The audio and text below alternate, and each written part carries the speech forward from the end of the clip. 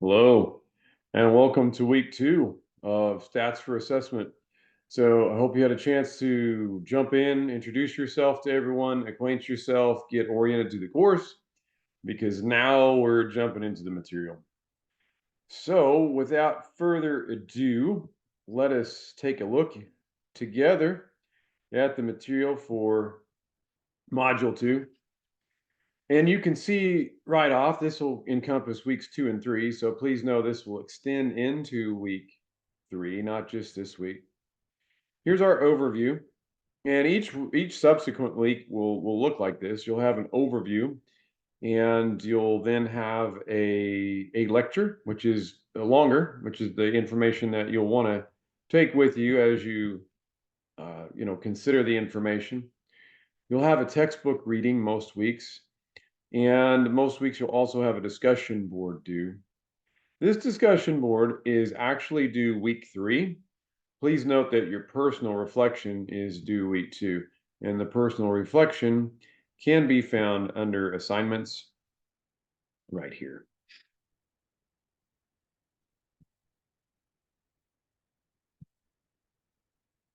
Going back to our second module, why take this course? Why do we worry about this? Why, man, why are we talking about statistics? I wanted to work with kids. I wanted to work in education.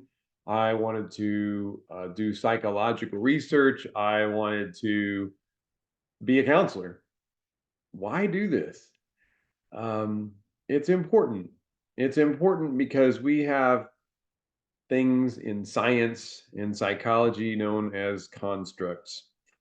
And the easiest entry point that I have for you is considering a construct like depression. Depression is something that we've recognized for at least the past 150 years in psychology, going back all the way to, Sigmund Freud, William James, some of the founders of psychology as a discipline. Now, we didn't always have as firm a scientific background or scientific basis as we do now, but we do have a common vernacular, common language that we rely upon, provided by the Diagnostic Statistician Manual, the DSM. We're on our fifth rendition of this. The first rendition began in the 50s, was recreated in the 60s. Another version came out. So it's in the 70s, 80s, 90s, 2000s, 2013. Our last revision for the DSM happened in 2022. It's the DSM-5 TR. And I'm going to allow you to take the DSM class if you want to go over those changes. But let's highlight depression, for instance. If you look at depression as a construct, how would you define it? Most people might say, well, somebody's down most of the time, somebody's sad, somebody's depressed. But there's more to it than that. And in science, it is required that we get very specific with our not only labeling, but particularly with our symptoms for depression. How do we rule something in, rule something out? And so our terminology and how we define our terminology is key. If you look in the DSM and you look at the diagnosis of depression, you'll notice that there are 9 key criteria, among others, but there are 9 symptoms that we look at when we consider a diagnosis of depression. Some of these off the top of my head are depressed mood over half the time, uh, you know, every day for at least or nearly every day for the past 2 weeks.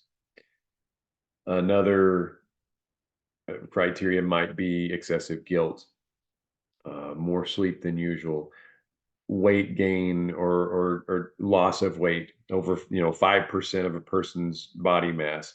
Again, they're getting very specific, very specific numbers. How we define things is very important with our constructs. What I start out with is this construct known as depression. And how we define our construct is important because it allows us to have a common language going back and forth between providers across all of science. So when you are engaged in science, it is somewhat dry sometimes in that you have to get very specific, very precise on your definitions.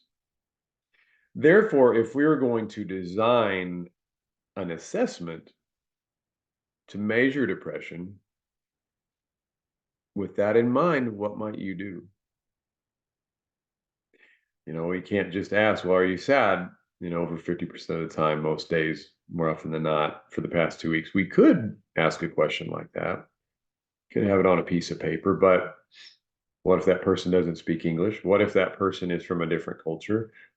What if that person is a little defensive? What if that person, there are a lot of factors that go into just answering one question with one participant.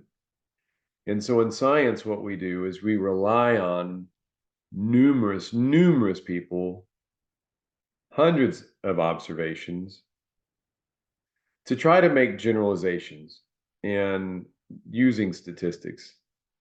And so please know that, we're talking about statistics. Statistics aren't derived to rarely ever give us 100% for sure pat answer. Statistics are designed with probability in mind. Statistics are designed to give us oftentimes a bell-shaped curve.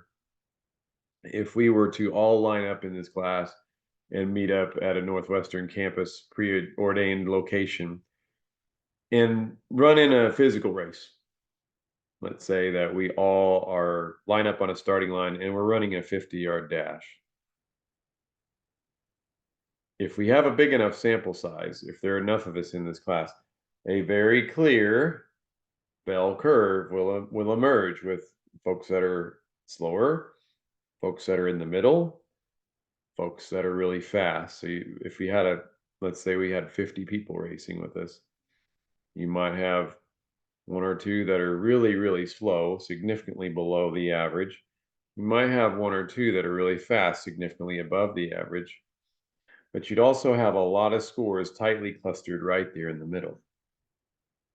When we measure, when we measure constructs, we also want this bell curve to emerge. That's one of the foundational principles upon which statistics are built. And there are occasions where the bell curve is not appropriate and it does not emerge. But in most scenarios, that is what happens. And so if you're considering, well, golly, that seems like a lot. It is. It is a lot to consider. But thinking about some very common things that we may run across in education, we may run across in mental health, uh, several standardized achievement tests used in education, such as the Stanford Achievement Test, the Metropolitan Achievement Test, Iowa assessments. I would even add, well, I'll stop there with that particular one. But we've talked just briefly on aptitude tests, such as the Scholastic Assessment, the SAT, the American College Test, the PCT, and advanced AP exams, advanced placement exams. Can also have diagnostic tests that identify a student's strengths and weaknesses. So the Woodcock-Johnson dynamic indicators of basic early literacy skills, test of written language. Other developmental screenings can be used. In mental health, I could produce a more exhaustive list than this, but these are some really common ones that are used. The Beck Depression Inventory is what I would consider be a gold standard of depression assessment. And there was a procedure through which Beck provided normative data to determine whether somebody's depressed or not. And we'll talk about that process throughout this class, especially in the early, especially in the early goings here. Like, how do you actually develop one of these assessments? That's key for you to know.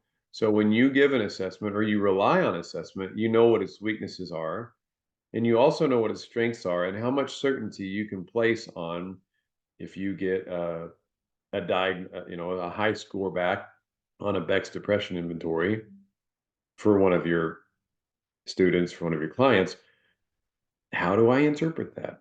If you're using the Beck's depression inventory for a study, how can I use this to better understand, people as a whole? Some people rely upon the Beck's depression. I have several students in undergraduate research that are using the PHQ-9 to understand depressive symptoms in their studies because it's only 9 questions. The Beck's is a little bit longer. The GAD-7, PHQ-9, the 7 questions. A lot of times, if you see a number along with an acronym, that's telling you how many questions are on assessment. I would say this is not a diagnostic assessment. This is the actual DSM-5. So this was actually a list of all of the different disorders that we have. The Wechsler is an intelligence scale. Stanford-Binet would be another intelligence scale. The WISC and the WAIST for Wechsler. We'll get into those later.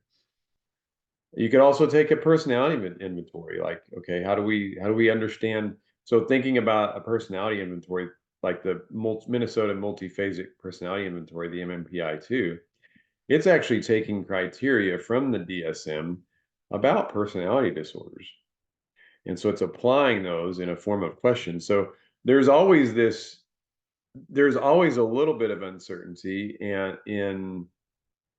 in your assessments because you're dealing with probabilities. You're not dealing with 100% certainty. But the better the assessment, the higher the probability is that it's actually measuring the construct which it's designed to measure. That's validity, and that is key. That's accuracy. That is key to having a good assessment. I will pause there because that's a lot to digest. Gang, what I would suggest that you do for the rest of this module is to dive in, read through the lecture.